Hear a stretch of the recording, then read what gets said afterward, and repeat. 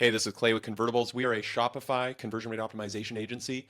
And one of the things that fascinates me that we focus on with our clients is innovation. In particular, what is the best way to do something?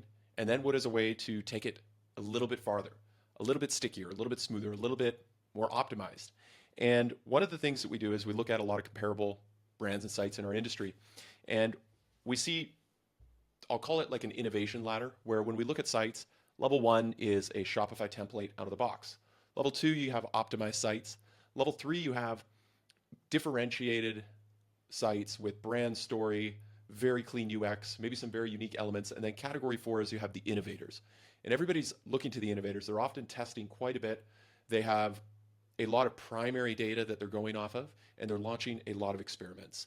And what works for one innovator may not work for another, just because customers are different. They respond differently to copy, images, a brand, a story.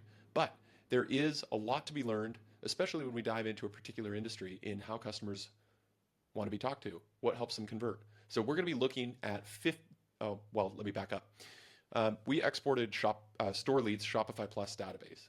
It estimates there's about 50,000 Shopify Plus stores. I'm actually going to jump in and show you some data about those stores. And we're going to jump in and start auditing these sites. And I did some math. The time it would take would be 1 or 2 years. And I want to audit every Shopify Plus site. I want our agency to have the finger on the pulse of what works the absolute best in e-commerce for conversion rate, industry by industry by industry, how to tackle objections of every category, from sizing to shade matching to every nuance on every industry. This is going to be a fun project. It's something that we do in our company. We call them innovation sessions, where we deep dive into a particular topic. Last month it was quantity selector buttons. The whole company spent a crazy amount of time understanding quantity selectors, when to use them, when not to use them, discount breakpoints, pre-selected quantities, what types of brands they do well for, what types of brands they don't. And now our organization has an extremely tight knowledge of when to deploy a quantity selector button on a page. Our goal is to service clients or provide our clients with the highest level of service. When a brand comes to us to optimize their site, we want to be able to look at their site and immediately have a suite of high success improvements that we can just roll out, and those we're uncertain about, we can test. We want to have the highest win rate in the game of any conversion rate optimization agency. And we want to be innovating. We want to be creating new experiences that help people sell their products, help customers understand them quickly, and determine if they're right for them and make their purchase, and really see the value in the products people are selling. So I'm going to jump into it. We're going to share a screen. And the first thing I did is I exported our store leads database, and this has all 50,000 Shopify Plus stores. I then did a little bit of data work to extract all of the industries, and they have an estimate for yearly revenue, and they have an estimate for employees, monthly site visits. And the first thing I did is I threw that all into a pivot table. So here's the first interesting outcome. Across about 35, 40 categories, we have 7 million employees and $200 billion in annual sales volume estimated. That's probably pretty accurate based on Shopify's revenue. And most of those stores, about 70% of them, are doing around 2 million a year, probably 1 to 2.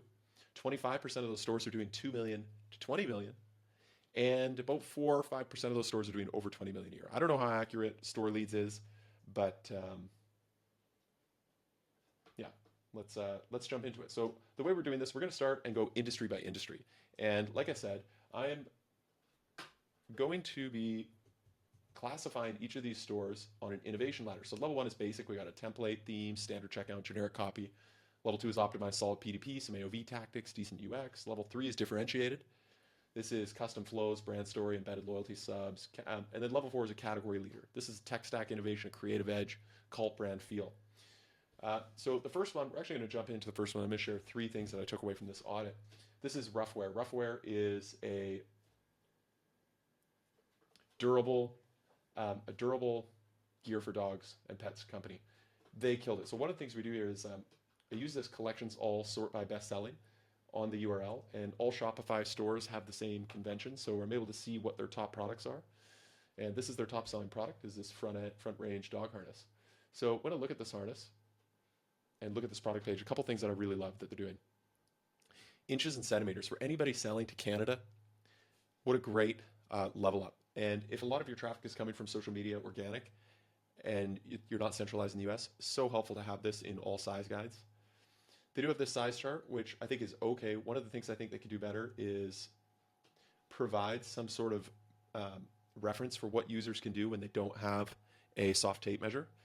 This could be the length of an iPhone charging cord or some sort of a tip off of what they could use around the house to get the measurement done and convert.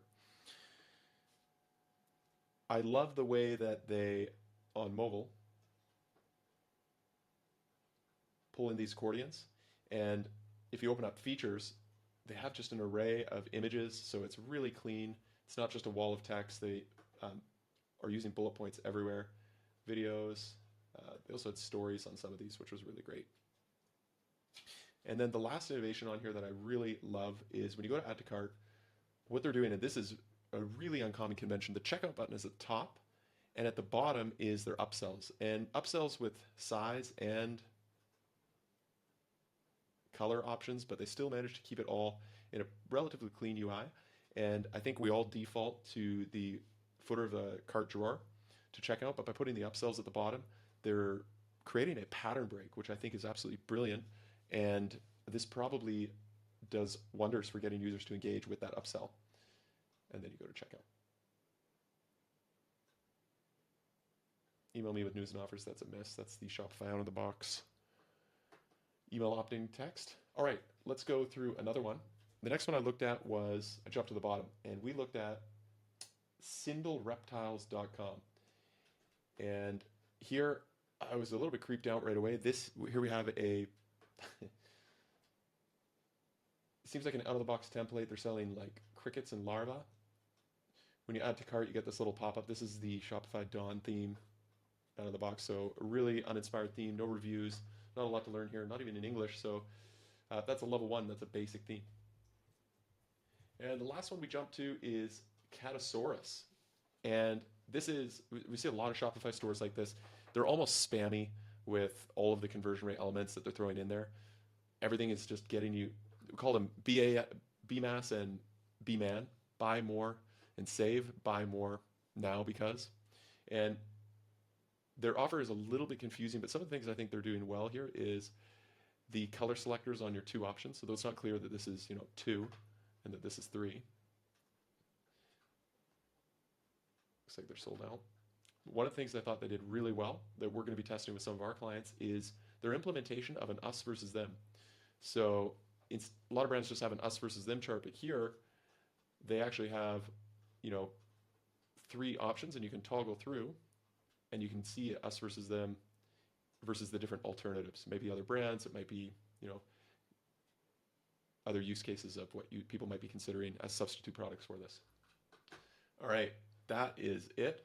We're going to put this together and share these insights, and we'll keep ripping through our audits. This is the first one, so this format's likely to evolve, but this was a ton of fun, and let's wrap this up.